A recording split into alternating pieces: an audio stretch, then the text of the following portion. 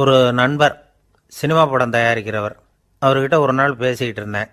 அது எப்படி சார், நீங்கள் எடுக்கிற எந்த படமும் கையை கடிக்காத அளவுக்கு எடுத்துடுறீங்களே, அது எப்படின்னு கேட்டேன்.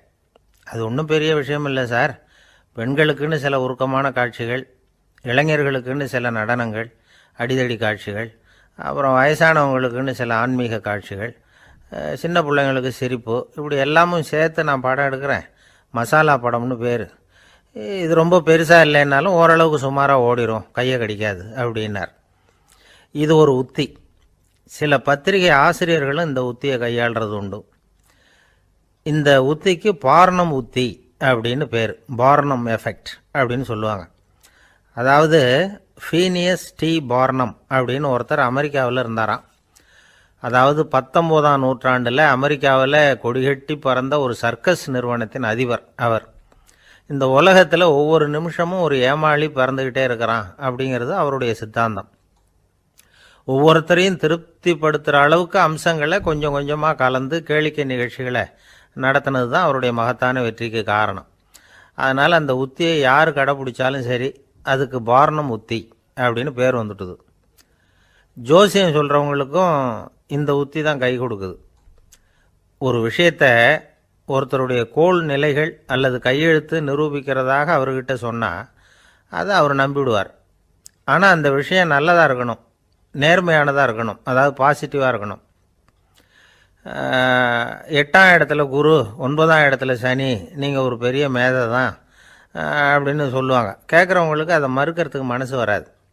அப்படி சொல்லும் பொழுது கூடவே என்ன கொஞ்சம் முன்கோபம் அதிகமாக இருக்கும், இருந்தாலும் அது உடனே மறைஞ்சிரும் அப்படின்னு சில அற்ப விஷயங்களையும் சொன்னாலும் அதையும் சரிதான்னு சொல்லி ஒத்துக்குவாங்க.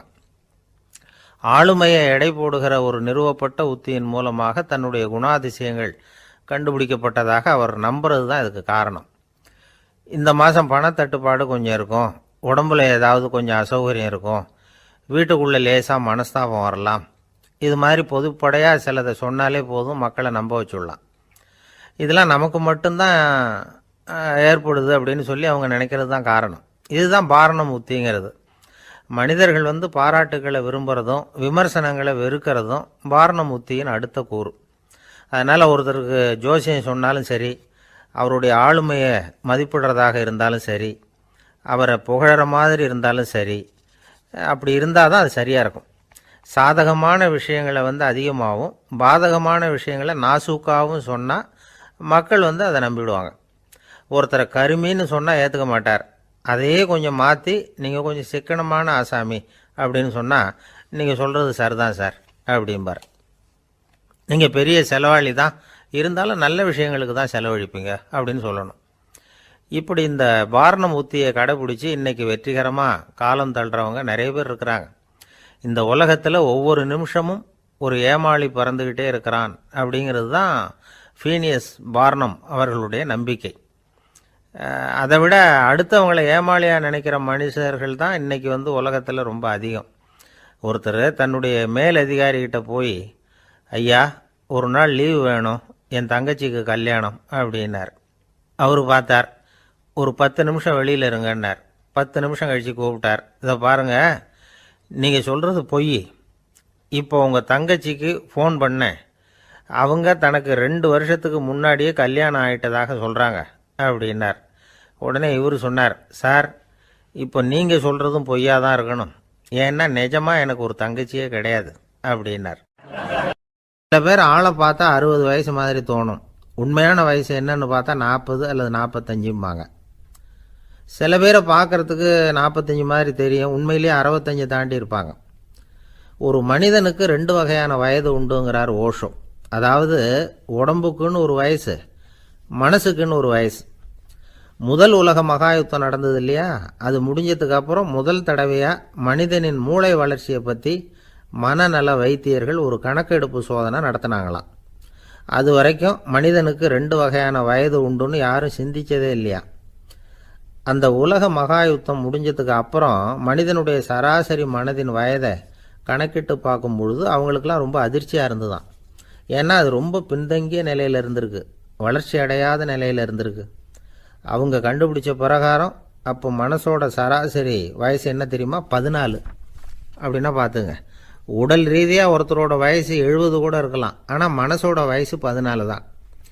இதுக்கு நேர்மாறாக அமைஞ்சு போச்சுன்னு வச்சுங்க. அதாவது ஒருத்தருக்கு உண்மையிலேயே 14 வயசு, அதாவது உடலோட வயசு 14, அவரோட மனசின் வயசு 70ன்னு வச்சுக்கோங்க. இப்படி அமைஞ்சுட்டுதுன்னா அவர் சீக்கிரம் ஞானத்தன்மை அடைஞ்சிருவார் அப்படின்னு அர்த்தம். இப்போ நமக்கெல்லாம் உடம்போட வயசு மனசோட வயசு ரெண்டும் ஒன்றா இருந்துட்டால் அதுவே போதும், அதுவே பெரிய விஷயம். இப்போ எமர்சன் கிட்ட போய் ஒருத்தர் கேட்டாராம், உங்கள் வயசு என்ன அப்படின்னு. அவர் உடனே பதில் சொல்லியிருக்கார், 360 வருஷம் அப்படின்னாராம். கேட்டவர் குழம்பி போயிட்டார். அவர் என்ன சொல்கிறாரு, 360 வயசா? என்ன நம்ம காதில் தான் சரியாக விழலையா? எமர்சன் எப்பவும் உண்மையை பேசுகிற ஒரு சிறந்த அறிவாளி, அவர் இப்படிலாம் பொய் சொல்ல மாட்டாரே அப்படின்னு ஒரு யோசனை பண்ணிக்கிட்டே இவர் மறுபடியும் அவர்கிட்ட போனாராம். ஐயா, நீங்கள் சொன்னது சரியாக என் காதில் விழலை, அதனால் மறுபடியும் கேட்குறேன், உங்கள் வயசு என்ன அப்படின்னாராம். எமர்சன் மறுபடியும் சொல்லியிருக்கிறார் 360 வருஷம்னு. வந்தவருக்கு உண்மையிலேயே அதிர்ச்சியாக போட்டுது. அதுக்கப்புறம் மெதுவாக ஆரம்பித்தாராம், ஐயா நீங்கள் சொல்கிறத என்னால் ஏற்றுக்க முடியாது. எப்படி பார்த்தாலும் இப்போ உங்களுக்கு வயசு ஒரு 60க்கு மேலே இருக்காதுன்னு நினைக்கிறேன் அப்படின்னாராம். நீங்கள் சொல்கிறது சரிதான், அது என் உடம்போட வயசுன்னாராம் எமர்சன். அப்படின்னா ஏற்கனவே நீங்கள் சொன்னது அப்படின்னு கேட்டிருக்கார், அது என் மனசோட வயசு அப்படின்னாராம். நம்மளை பொறுத்த வரைக்கும் அறிவு தூசு படிஞ்சிருக்கு, அது மாதிரியே அன்பும் மாசுபட்டிருக்கு. இது ரெண்டையும் சுத்தம் பண்ண வேண்டியிருக்குது. அப்போ தான் நாம் சரியான வயசில் வாழ முடியும். ஒரு ஆசாமி இருக்கிறார், அவருக்கு உடம்போட வயசு அதிகம், மனசோட வயசு ரொம்ப குறைச்சல், குழந்த மாதிரி. அவர் ஒரு ஆஸ்பத்திரியில் படுத்திருக்கிறார்.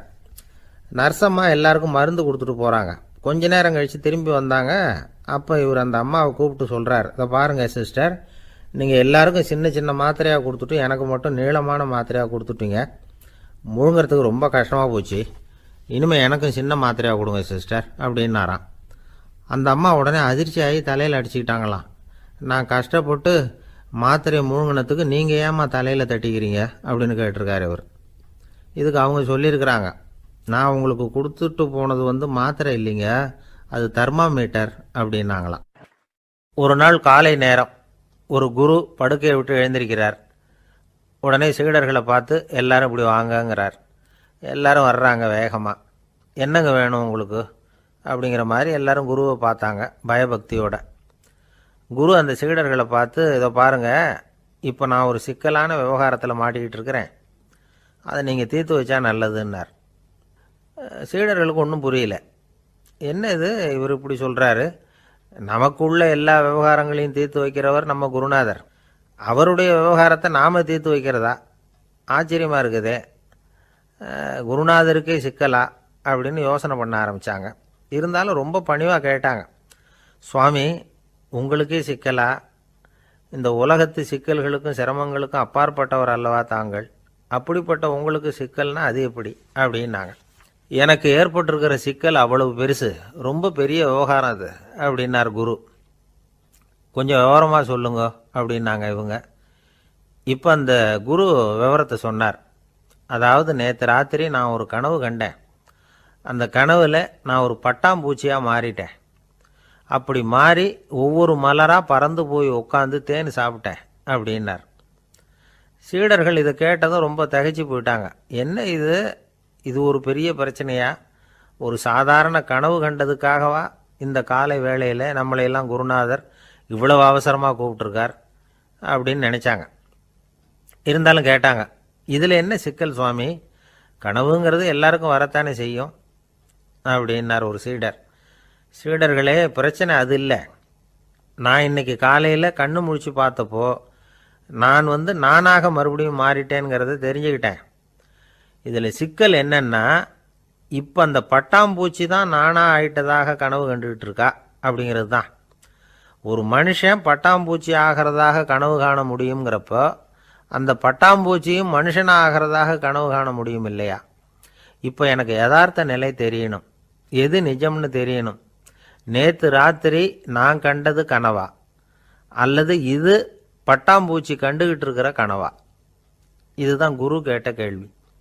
இதை கேட்டதும் சீடர்கள் ரொம்ப குழம்பி போயிட்டாங்க. சுவாமி, இது வரைக்கும் நாங்கள் தூங்குறப்ப பார்க்கறது கனவுன்னும் மூழ்கிட்டு இருக்கிறப்ப பார்க்கறது நனவுன்னு நம்பிக்கிட்டு இருக்கிறோம். இப்போ எங்களை ரொம்ப குழப்பிட்டீங்க, இதுக்கு பதில் சொல்ல எங்களுக்கு சக்தி இல்லை அப்படின்னு சொல்லிவிட்டாங்களாம். அதுக்கப்புறம் அந்த குரு சொன்னாராம், நினைவு தான் முக்கியமான அம்சம். முடிவு கட்டம்னா பகலின் நினைவுகளை விட இரவின் கனவுகளே ரொம்ப உண்மை. ஒருத்தன் வந்து தூங்க போனால் தூங்கிக்கிட்டே இருந்தால் அவன் காணும் கனவு பொய்ங்கிறத அவன் உணர மாட்டான். ஒவ்வொரு கனவும் காணும் பொழுது அது ரொம்ப உண்மையாக தான் தெரியுது. ஒரு கனவு கூட உண்மை இல்லைன்னு கனவுல தோன்றுவதே இல்லை அப்படின்னார் குரு. அகில வாழ்வு அத்தனையும் சொற்பனம் கண்டாய் அப்படிங்கிறார் தாயுமானவர். ஆகையினால நம்ம கனவுலேருந்து நாம் என்னைக்கு முழிச்சிக்க போகிறோம் அப்படிங்கிறது தான் ஒரு முக்கியமான கேள்வி. ஒருத்தர் வந்தார், காலில் கட்டோடு வந்தார். என்னங்க காலில் கட்டுன்னு? சார், நேற்று ராத்திரி தூக்கத்தில் எங்கள் வீட்டு கூரையில் ஏணியை சாத்தி வச்சு இறங்கினப்போ வழுக்கி விழுந்து காலை உடச்சிக்கிட்டேன்னார். உங்கள் வீட்டில் தான் ஏணியே கிடையாது சார் அப்படின்னு. உண்மைதான் சார், நான் கீழே விழுந்து முழிச்சுக்கிட்டதுக்கு அப்புறம் தானே ஏணி இல்லைங்கிறது எனக்கு ஞாபகம் வந்தது அப்படின்னார். எனக்கு அதிர்ஷ்டமே இல்லை சார் அப்படின்னார் ஒருத்தர். ஏன் அப்படி சொல்கிறீங்கன்னு கேட்டோம். வியாபாரம் பண்ணலாம்னு ஒரு கடை வச்சேன், வேண்டியப்பட்டவங்க கூட என் கடையில் வந்து எதுவும் வாங்க மாட்டேங்கிறான், எல்லாரும் அடுத்த கடைக்கு தான் போகிறான் அப்படின்னு சொல்லி ரொம்ப அழுத்துக்கிட்டார். இதுக்கு போய் அதிர்ஷ்டம் இல்லைன்னு சொல்லாதீங்க, வாடிக்கையாளர்களை வந்து கவர்றது எப்படிங்கிறது உங்களுக்கு தெரியல, அதுதான் குறை அப்படின்னும். சார், உங்களுக்கு தெரிஞ்சால் அந்த ரகசியத்தை எனக்கும் கொஞ்சம் சொல்லி கொடுங்களேன் அப்படின்னார். சரி, உங்கள் காதை இப்படி கொடுங்க அப்படின்னு சொல்லி அது சம்பந்தமாக பெரிய வல்லுநர்கள் சொல்லியிருக்கிற கருத்துக்களை அவர்கிட்ட சொல்ல ஆரம்பித்தோம். அதாவது இந்த வாடிக்கையாளர்களை கவர்றதுக்கு வல்லுநர்கள் பல ஆலோசனைகளை ஏற்கனவே சொல்லி வச்சிருக்கிறாங்க. அது சம்பந்தமாக அனுபவப்பட்டவங்க, அதை தெரிஞ்சு வச்சுக்கணும். அதாவது கடை வச்சிருக்கிறவங்க எல்லாரும் இதை கொஞ்சம் காதில் வாங்கி வச்சுக்கணும். எதை இப்போ சொல்ல போகிறத. எப்பவும் பணத்தை சம்பாதிக்கிறதுலையே குறியாக இருக்கக்கூடாதான். அதை விட முக்கியமாக நீங்கள் சம்பாதிக்க வேண்டியது வாடிக்கையாளர்களுடைய மன நிறைவு. வர்றவங்க திருப்தியோடு போகணும், அது முக்கியம். அதில் கவனமாக இருக்கணும். கடைக்கு வர்ற ஒருத்தர் ஏதாவது ஒரு குறை சொல்கிறாருன்னு வச்சுங்க, அதை வந்து அலட்சியப்படுத்தக்கூடாது. ரொம்ப அக்கறையோடு அதை காது கொடுத்து கேட்கணும். அப்படியா சார், அதை நான் அவசியம் கவனிக்கிறேன் அப்படின்னு சொல்லணும். ஒருத்தர் வரார், சார் நேற்றுக்கு உங்கள் கடையில் இதை நான் வாங்கிட்டு போனேன், வீட்டில் இது வேணான்னு சொல்லிவிட்டாங்க, அது திருப்பி கொடுக்கறதுக்காக தான் வந்திருக்கிறேன் அப்படின்னு சொல்லி திருப்பி கொடுக்குறார். உடனே நீங்கள் வந்து முகம் சுளிக்கக்கூடாது, எரிச்சல் படக்கூடாது. வழக்கம் போல் நிதானமாக முகம் அலர்ச்சியோடு அதை திருப்பி வாங்கிக்கணும். இவ்வளவு ரூபாய்க்கு சாமான் வாங்கினா இந்த ஸ்பூன் அன்பளிப்பு, இப்படி ஏதாவது கொடுக்கலாம். பண்டிகை காலங்கள்லேயும் பொருள்கள் வாங்குறவங்களுக்கு இப்படி ஏதாவது பொருத்தமாக ஒரு அன்பளிப்பு கொடுக்கலாம். நீங்கள் கொடுக்கறது ஒரு சர்வசாதாரணமான பொருளாக இருந்தால் கூட அது வாங்குற ஒரு மனசில் ஒரு மகிழ்ச்சியை ஏற்படுத்தும். எதுவும் உங்களால் கொடுக்க முடியலன்னா உங்கள் முகம் நிறைஞ்ச சிரிப்பியாவது கொடுங்க, அது போதும். உங்கள் கடையில் இல்லாத ஒரு பொருளை வாடிக்கையாளர் வந்து கேட்குறார், உடனே இல்லைன்னு முகத்தில் அடித்தது மாதிரி சொல்லிடக்கூடாது. கொஞ்சம் உட்காருங்க சார் அப்படின்னு சொல்லி உங்கள் பணியாளர் யாரையாவது அனுப்பி வெளியிலேருந்து வாங்கிட்டு வர சொல்லி அவர்கிட்ட கொடுக்கலாம். சில பேர் உங்கள் கடைக்கு வரும்பொழுது அவங்க வீட்டு குழந்தைகளையும் கூப்பிட்டுக்கிட்டு வர்றாங்கன்னு வைங்க. நீங்கள் என்ன செய்யணும்னா அந்த குழந்தைகளை முதல்ல கவனிக்கணும்.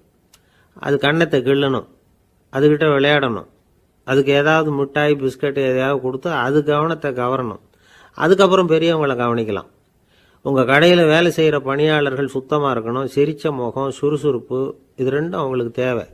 அழுது வடிஞ்சிக்கிட்டு இருக்கக்கூடாது. அப்புறம் இன்னொரு விஷயம், அதிகமாக பொருள் வாங்குற ஒருத்தர்கிட்ட அதிக மரியாதையாகவும் குறைச்சலாக பொருள் வாங்குறவர்கிட்ட வேற விதமாகவும் நடந்துக்கக்கூடாது. எல்லாருக்கிட்டையும் சமமாக நடந்துக்கணும். 5 ரூபாய்க்கு வாங்கினாலும் சரி, 500 ரூபாய்க்கு வாங்கினாலும் சரி, அவங்கக்கிட்ட நீங்கள் காட்டுற மரியாதையில் வித்தியாசம் இருக்கக்கூடாது. எல்லாத்துக்கும் மேலே உங்கள் கடையில் ஒரு பொருள் வாங்கினா அது உண்மையானதாக இருக்கும், தரமுள்ளதாக இருக்கும் அப்படிங்கிற நினைப்பு ஜனங்களுக்கு வரணும். அதனால் தரமான பொருளையே நீங்கள் வந்து உங்கள் கடையில் வச்சுருக்கணும். இது வரைக்கும் நான் சொன்னதையெல்லாம் கவனத்தில் வச்சுக்கிட்டு நீங்கள் கடையை ஆரம்பிச்சிங்கன்னா வியாபாரம் பிச்சுக்கிட்டு போகும். அப்படி போகலன்னா அதுக்கப்புறம் கேளுங்க. ஏன்னா இந்த யோசனைகள்லாம் அனுபவப்பட்டவங்க சொல்லியிருக்கிற யோசனைகள். இந்த யோசனைகளில் நீங்கள் எச்சரிக்கையாக இருக்க வேண்டிய ஒரு விஷயம் உண்டு. அது என்னங்கிறதையும் தெரிஞ்சு வச்சுக்கிறது நல்லது. என்னுடைய நண்பர் ஒருத்தர் வந்தார். சார், உங்கள் யோசனையை கேட்டதுனால நான் ஒரு அறை வாங்கினது தான் மிச்சம்னார். என்ன ஆச்சுன்னு கேட்டேன். எங்கள் கடைக்கு ஒரு பெரிய அம்மா குழந்தைய தூக்கிட்டு வந்தாங்க சார். உங்கள் யோசனைப்படி அந்த குழந்தையோட கன்னத்தை கிள்ளணும்னு முயற்சி பண்ணினேன். திடீர்னு அந்த நேரம் பார்த்து அந்த குழந்தை தலையை குனிஞ்சிக்கிட்டுது. என் கையை குழந்தையோட கன்னத்துக்கு பதிலாக அதை தூக்கிட்டு வந்தவங்க கன்னத்தை கிள்ளி விட்டுது. அதுதான் அப்படி ஆயிட்டுது அப்படின்னார் கன்னத்தை தடவிக்கிட்டே. நாட்டில் நல்லவங்க ஒருத்தர் 2 பேர் இருக்கிறதுனால தாங்க மழையே பெய்யுது அப்படின்னு சொல்கிறது உண்டு. நல்லார் ஒருவர் உளரேல் அவர் பொருட்டு எல்லாருக்கும் பெய்யும் மழை. சில சமயம் ரொம்ப பேர் திடீர்னு நல்லவங்களா ஆகிடுவாங்க போல இருக்கு. அதனால தான் விடாமல் பேய் மழையாக கொட்டி தீர்த்துடுது. எல்லாரும் நல்லவங்களாகிட்டா உலகமே தாங்காது போல இருக்கே. அப்பப்போ ஒருத்தர் 2 பேர் நல்லவங்களாகணும். அப்போ தான் சீராக மழை பெய்யும். மாதத்துக்கு 3 பேர் நல்லவங்களானா மாதம் மும்மாரி பொழியும். இதெல்லாம் வேடிக்கை பேச்சு. இப்போ இதெல்லாம் ஒரு பக்கம் இருக்கட்டும். இப்போ விஷயத்துக்கு வருவோம். ஒரு கும்பலில் நல்லவன் யார் அப்படிங்கிறத எப்படி கண்டுபிடிக்கிறது? இதுக்கு ஒரு வேடிக்கை கதை உண்டு. என்னுடைய நண்பர் ஒருத்தருக்கு அவங்க பாட்டியம்மா சொன்ன கதையாக அது. அது என்ன கதைன்னா, ஒரு ஊரில் ஒரு சமயம் பலமான மழை பெய்ய ஆரம்பிச்சுட்டு தான். இடி மின்னல் ரொம்ப கடுமையாக இருந்திருக்குது. ஆரம்பித்த மழை வர வர கடுமையாக ஆகிட்டு இருக்குதே தவிர நிற்கிற பாடாக தெரியல. ஊர் ஜனங்கள்லாம் பார்த்தாங்க. இதுக்கு மேலேயும் வீட்டு உள்ள இருந்தால் ஆபத்துங்கிறத புரிஞ்சுக்கிட்டாங்க. ஏன்னா வீடெல்லாம் இடிஞ்சி விழுந்துருமோங்கிற பயம். உடனே எல்லாரும் புறப்பட்டு ஊருக்கு பொதுவாக இருந்த ஒரு மண்டபத்தில் போய் தங்கிக்கிட்டாங்க. மின்னல் கடுமையாக இருந்தது. இடி எந்த நேரத்துலையும் விழலாம்ங்கிற நிலைமை. எப்போ விழலாம்னு பார்த்துக்கிட்டு இருக்குது. அந்த மண்டபத்தில் இருந்த ஜனங்கள் மனசுக்குள்ள ஒரு பயம். நம்ம கூட்டத்தில் யாராவது ஒரு கெட்டவன் பாவம் பண்ணவன் இருந்தால் கூட இடி இந்த மண்டபத்தில் விழுந்துரும். அது எல்லாருக்கும் ஆபத்து அப்படின்னு நினச்சாங்க. சரி, இதுக்கு என்ன பண்ணலாம் அப்படின்னு யோசனை பண்ணாங்க. அந்த கூட்டத்தில் ஒரு பெரியவர் இருந்தார். அவர் ஒரு யோசனை சொன்னார். இதை பாருங்க, அதுக்கு ஒரு வழி இருக்குது. அதோ எதிர்த்தாப்புல கொஞ்சம் தூரத்தில் ஒரு உயரமாக மரம் ஒன்று இருக்குது பாருங்க. பொதுவாக இடி சுலபமாக விழறது அது மாதிரி உயரமான மரத்தில் தான். நம்ம கூட்டத்தில் இருக்கிறவங்க எல்லாரும் ஒவ்வொருத்தராக போய் அந்த மரத்தை தொட்டு விட்டு திரும்பி வந்துடணும். நம்மள பாவம் பண்ணவன் யாரோ அவன் அந்த மரத்தை தொடுற சமயத்தில் இடி விழுந்துடும். அவன் மட்டும் போயிடுவான். மண்டபத்தில் இருக்கிற நாமெல்லாம் பொழைச்சிக்கலாம் அப்படின்னு ஐடியா கொடுத்தார் அந்த பெரியவர். இது நல்ல யோசனையாக பட்டது. எல்லாரும் ஒத்துக்கிட்டாங்க. ஒவ்வொருத்தராக போய் அந்த மரத்தை தொட்டு விட்டு திரும்பி வந்தாங்க. இடி எதுவும் விழலை. இன்னமும் பாவம் பண்ண ஆசாமி அதை போய் தொடலை போல இருக்கு அப்படின்னு நினச்சிக்கிட்டாங்க. ஒவ்வொருத்தராக போகிறாங்க. எல்லாரும் போய் தொட்டு விட்டு வந்தாச்சு. இன்னும் ஒரே ஒரு ஆசாமி தான் பாக்கி. கடைசியாக இருந்த அந்த ஆள் பயந்துட்டான். இது வரைக்கும் இடி விழலைன்னா இப்போ என்ன அர்த்தம்? இப்போ நாம தான் பாக்கி, நாம தான் தப்பு பண்ண ஆள் போல இருக்கு அப்படின்னு நினச்சிட்டான். அதனால் துணிச்சலாக போய் தொடுறதுக்கு பயந்தான். தயங்கிக்கிட்டே இருந்தான். இருந்தாலும் மற்றவங்கள்லாம் சும்மா இருப்பாங்களா? கட்டாயப்படுத்தி கழுத்தை பிடிச்சி தள்ளாத குறையா அவனை தள்ளி விட்டாங்க. போய் தொட்டுட்டு வாடான்னு. அவன் நடுங்கிக்கிட்டே போய் அந்த மரத்தை தொட்டான். அதே வினாடி ஒரு பயங்கரமான மின்னல் இடி விழுந்துட்டுது. எங்கே விழுந்தது தெரியுமா? அந்த ஆள் மேலே இல்லை, மண்டபத்தில் விழுந்தது. மண்டபத்தில் இருந்தவங்க பூரா காலி. அந்த ஒரு ஆள் மட்டும் பொழைச்சிக்கிட்டான். இந்த ஒரு ஆளை காப்பாற்றுறதுக்காக தான் இடி மண்டபத்தில் விழாமல் இருந்திருக்குது. இதுதான் கதை. அதனால் நல்லவங்க எப்படியும் தப்பிச்சுக்குவாங்க அப்படிங்கிறது ஒரு நீதி. ஒருத்தன் அப்படி தான் தெருவில் நடந்து போய்கிட்டு இருந்தான். ரொம்ப நல்லவன். எதிரில் ஒருத்தன் சைக்கிளில் வந்துக்கிட்டு இருந்தான். அதில் மோதி இவன் கீழே விழுந்துட்டான். சைக்கிள்காரன் உடனே இறங்கி இவனை தூக்கி விட்டான். இவன் எழுந்திரிச்சு அவனை முறைச்சி பார்த்தான். அப்படி பார்க்காதீங்க சார், நீங்கள் ரொம்ப புண்ணியம் பண்ணியிருக்கீங்க, அதுதான் இப்போ சைக்கிளில் மோதிக்கிட்டீங்க அப்படின்றான். என்ன அப்படி சொல்கிறேன் நான்? இவன் 10 நிமிஷத்துக்கு முன்னாடி நான் லாரி ஓட்டிகிட்டு வந்தேன், அப்போ நீங்கள் எதிரில் வந்திருந்தீங்கன்னா என்ன ஆயிருக்கும் அப்படின்னானா அவன். ஒரு ஆள் இருந்தான், நிறைய பணம் சம்பாதிச்சான், ஆனால் செலவு பண்ண மனசு வரல, கருமி. அவன் என்ன பண்ணா, சேர்த்த பணம் பூராவையும் ஒரு மரத்தடியில் புதைச்சி வச்சிருந்தான். வாரத்துக்கு ஒரு தடவை அந்த மரத்தடிக்கு வருவான். புதைச்ச இடத்த அவளோட பார்த்துக்கிட்டு இருப்பான். அதுக்கப்புறம் போயிடுவான். அவ்வளவுதான். ஒரு நாள் ஒரு திருடன் வந்தான். இவன் புதைச்சி வச்சிருந்ததெல்லாம் எடுத்துட்டு போட்டான். இது தெரிஞ்சு போச்சு. அந்த கருமி புலம்ப ஆரம்பிச்சுட்டான். இவன் புலம்பலை கேட்டதும் அக்கம் பக்கத்துல இருந்தவங்க எல்லாம் ஓடி வந்தாங்க. என்ன விஷயம்னு விசாரிச்சாங்க. இவன் சொன்னான்.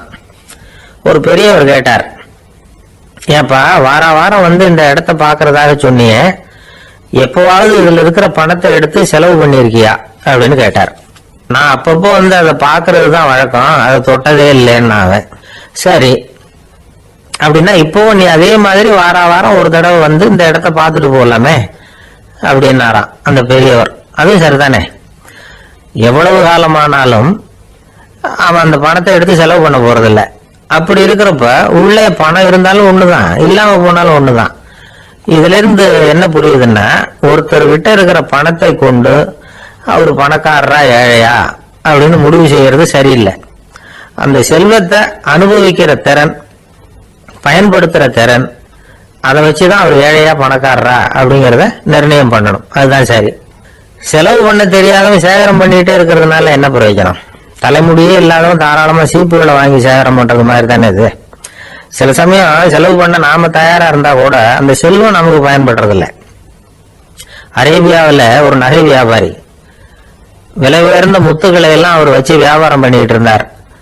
அவர் ஒரு சமயம் ஒரு பாலைவனம் வழியா போயிட்டு இருக்கிறார் ஒட்டகத்துல. அப்போ திடீர்னு கடுமையான புயல் வீச ஆரம்பிச்சுட்டு திசை தவிர இவர் எங்கேயோ வந்துட்டார். கூட வந்தவங்களையும் காணல, எங்க போனாங்களும் தெரியல. இவர் ரொம்ப பயந்து போய் அங்கேயும் எங்கேயுமா அலைஞ்சு தெரிகிறார். வழியே தெரியல.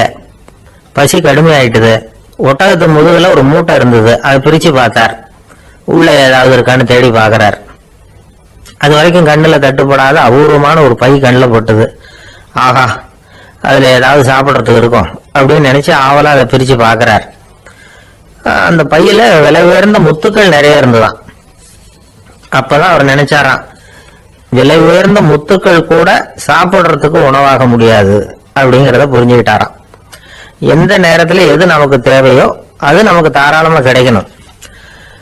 அப்படி அது கிடைக்கிறதுக்கு நம்ம கிட்ட இருக்கிற செல்வம் பயன்படணும். அது நமக்கும் பயன்படலாம், நம்ம மூலமா அடுத்தவங்களுக்கும் பயன்படலாம். அதுதான் செல்வத்தின் பயன். ஒரு மரத்தடியில ஒருத்தன் உட்காந்து அழுதுகிட்டு இருந்தான்.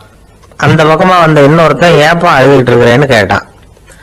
இந்த இடத்துலதான் பூமிக்கு அடியில பணம் இருக்குது, புதைச்ச இடம் தெரியல, அதான் அழறேன் அப்படின்னா. நல்லா ஞாபகப்படுத்தி பாரு, எந்த இடத்துல புதைச்ச அப்படின்னு கேட்டான் இவன். அது எப்படி எனக்கு தெரியும்? புதைச்சு வச்சிருக்கிறவன் நான் இல்லையே, எங்க எழுத்து விட்டுக்காரன் அப்படின்னானா இவன். ஒரு நாள் ஒரு 10-15 பள்ளிக்கூடத்து பிள்ளைங்க தேடிட்டு வந்தாங்க. உங்களை பார்த்துட்டு தான் போகணும், அதுக்காக தான் வந்திருக்கோம்னாங்க. என்ன விஷயம்னு கேட்டோம். நாங்கள்லாம் கூடி ஒரு முடிவு பண்ணியிருக்கிறோம், அதை உங்ககிட்ட சொல்லணும் அப்படின்னாங்க. அதுவும் ஒரு வாண்டு பையன் அதை சொன்னான். என்ன முடிவு அது அப்படின்னு கேட்டோம் ரொம்ப ஆர்வமாக. அதை இப்போ சொல்ல மாட்டோம், எங்களுக்கு பிடிக்கிற மாதிரி ஏதாவது ஒரு தகவல் சொன்னால் அதுக்கப்புறம் நாங்கள் அதை சொல்கிறோம் அப்படின்னா அந்த வாண்டு பையன். சரி, சின்ன பையன்கிட்ட இன்றைக்கி வசமாக மாட்டிக்கிட்டோம் அப்படின்னு நினச்சிக்கிட்டு அவங்களுக்கு தகுந்த மாதிரி ஒரு கதை சொல்ல ஆரம்பித்தோம். அது என்ன கதைன்னா, ஒரு பெரிய காடு, அதில் பலவிதமான மிருகங்கள். அந்த காட்டுக்கு ஒரு சிங்கம் தான் ராஜா. எப்பவும் காட்டுக்கு அது தானே ராஜா. ஒரு பெரிய யானைக்கு இது பொறுக்கலை. என்ன இது, எப்போ பார்த்தாலும் இங்கே சிங்கத்துக்கே ராஜா பதவி கிடைக்குது, நான்லாம் எவ்வளவு பலசாலியாக இருக்கிறேன், அப்படி இருந்தும் எனக்கு அந்த பதவி கிடைக்கலையே அப்படின்னு தனக்குள்ளே பொறுமிக்கிட்டே இருந்தது. ராஜா பதவியை நினச்சி ரொம்ப ஏக்கம், அதுக்கு பதவி மோகம். இந்த சமயம் பார்த்து ஒரு குள்ள நரி கூட்டம் அதை தேடிட்டு வந்தது. ஐயா பெரியவங்களே, நீங்கள் இந்த காட்டுக்கு ராஜாவாக இருக்க ஆசைப்படுறீங்க, அதில் ஒன்றும் தப்பு இல்லை. ஆனால் அதுக்கு முன்னாடி நீங்கள் எங்கள் கூட்டத்துக்கு கொஞ்ச நாள் தலைவராக இருங்க, அதாவது ராஜாவாக இருங்களேன், உங்களுக்கும் ஒரு ட்ரைனிங் கிடைச்சது மாதிரி இருக்கும் அப்படின்னு சொல்லியிருக்குது இந்த கூட்டம், குள்ளநெறி கூட்டம். இதை கேட்ட உடனே யானைக்கு ரொம்ப சந்தோஷம் தாங்கலை. அதுதான் எப்போன்னு பதவிக்காக காத்துக்கிட்டு இருக்குதே. இருந்தாலும் கொஞ்சம் பிகுவோட, சரி நீங்கள்லாம் இவ்வளோ தூரம் என்ன தேடிட்டு வந்து கேட்கறதுனால மறுக்க முடியல அப்படின்னு ரொம்ப ஏதோ அவளுக்கு சிரமப்பட்டு ஒத்துக்கிறது மாதிரி ஒத்துக்கிட்டது. ஏதோ உங்கள் ஆசைக்கு கட்டுப்படுறேன், கொஞ்ச நாள் உங்கள் கூட்டத்துக்கு ராஜாவாக இருக்கிறதுக்கு சம்மதிக்கிறேன் அப்படின்னுது. உடனே அந்த யானை ராஜ நட போட ஆரம்பிச்சிட்டுது. யானை சாதாரணமாக நடந்தாவே எப்படி இருக்குங்கிறது நமக்கு தெரியும். அதுவே ராஜ நட நடந்தால் எப்படி இருக்கும் கற்பனை பண்ணி பாருங்கள்.